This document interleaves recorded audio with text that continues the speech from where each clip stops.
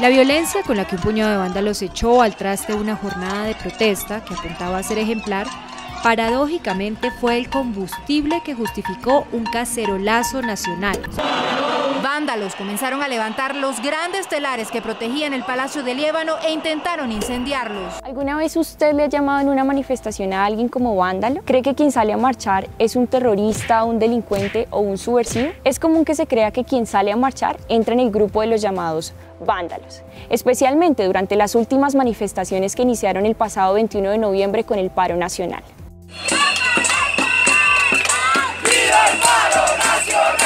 En este país aún hay gente que se asombra de ver a otros ciudadanos protestando. ¿De qué me habla, Diego? Pues sí, pese a que la protesta social sea un derecho de todos y todas, permanentemente escuchamos declaraciones como estas. Que les gusta es salir a atacar al ESMAD. ¿Quién le queda duda de la estrategia para derrocar al gobierno? Convocaron un paro basado en mentiras. No pudieron. Estas son las 4 razones con las que se ha reforzado el mito de que los estudiantes que salen a marchar son vándalos. Primera razón, que los movimientos estudiantiles son la cuna de los subversivos. Si bien, desde los años 60 en las universidades públicas, grupos guerrilleros y movimientos subversivos buscaban reclutar a estudiantes para que hicieran parte de sus filas. En la Universidad Industrial Santander, haciendo presencia, somos la Coordinadora Revolucionaria Clandestina. Pero esto no quiere decir que todos los estudiantes que participan en manifestaciones hagan parte de estos grupos. En mi época como estudiante universitaria era esa, la de miedo a la protesta social, porque había una carga de estigmatización muy fuerte, que en ese entonces no eran los vándalos, sino eran los guerrilleros, los auxiliadores de la guerrilla, y pues eso tiene una carga muy fuerte porque deslegitima algo que es muy importante para toda sociedad, que es el derecho a la protesta social. Tan solo en la Universidad Nacional de Colombia, en el primer semestre del año 2018 se matricularon 32.087 estudiantes. Entonces, esto quiere decir que más de 32.000 estudiantes de universidades públicas de todo el país son vándalos o guerrilleros. Cada uno tiene pensamientos políticos diferentes y muchos de ellos ni siquiera salen a marchar. Los estudiantes de las universidades públicas no son los únicos que han salido a manifestarse. Nuevos actores han tomado fuerza en las últimas movilizaciones, como los estudiantes de las universidades privadas. El problema de este estigma es que se ha extendido a cualquier estudiante, incluyendo de universidades privadas y colegios. El investigador Jorge Wilson Gómez de la Universidad del Tolima recolectó en una base de datos información de 803 estudiantes asesinados en Colombia en un contexto de movilizaciones políticas entre 1929 y 2011. Esta investigación no encontró ninguna afiliación política o gremial en el 70% de los casos. Segunda razón, hasta el gobierno de turno dice que son vándalos. ¿Cómo usted no va a creer que el que sale a marchar es un vándalo cuando históricamente presidentes y ministros han reforzado esta idea? ¿Con qué propósito lo hacen?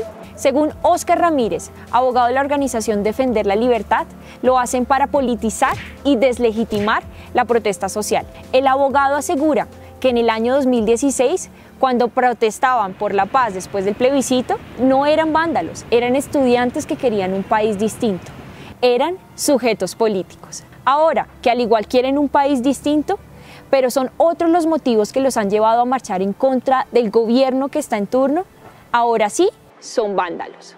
Tercera razón, los estudiantes solo salen a las calles a gritar, a rayar las paredes y a romper los vidrios. Pues resulta que no. Si bien hay manifestantes que atacan las infraestructuras y no todos son jóvenes estudiantes, y ojo, esto sin ánimo de justificarlos, no nos quedemos en la superficie y complejicemos la cosa. ¿Qué hace que un joven sienta que es legítimo destruir una estación de Transmilenio? Para ese joven es legítimo en ese momento expresar su rabia, él no lo está viendo como un bien público, como algo que nos cuesta, entonces ¿por qué él no lo hace? ¿Por qué él no lo ve de esa forma? Piensen en algo como normalmente uno no ve que ataquen, por ejemplo, el Estadio El Campín, porque el Estadio El Campín no es un blanco de ataque, ¿sí?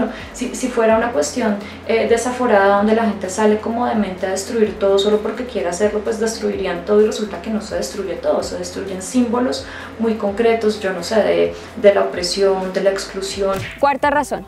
En los noticieros eso lo único que veo son esos muchachos que salen a protestar y acabar con todo.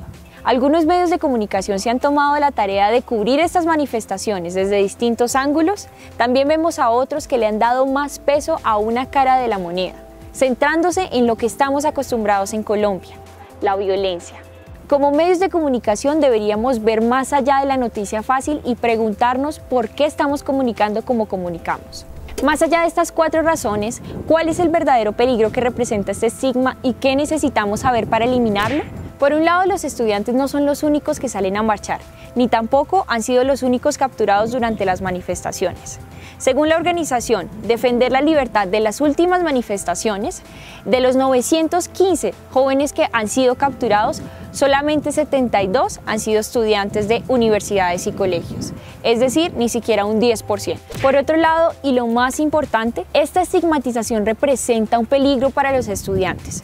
Según la base de datos del investigador de la Universidad del Tolima, de las 110 muertes ocasionadas en movilizaciones sociales, el 80% ha sido por causa de disparos. El CINEP mostró que desde 1999, año en el que se crea el SMAT, este ha estado involucrado en la muerte de 43 manifestantes y también en las agresiones brutales a muchos otros.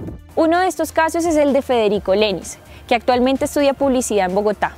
En el año 2013 fue agredido por el SMAT durante las manifestaciones del entonces paro agrario. Es duro ver cómo un marchante o una persona, y más que en este caso que estamos hablando de un joven, de un niño, también estudiante, que ya estaba saliendo de su colegio, sea tan afectado, involucrado con este tema del SMAT.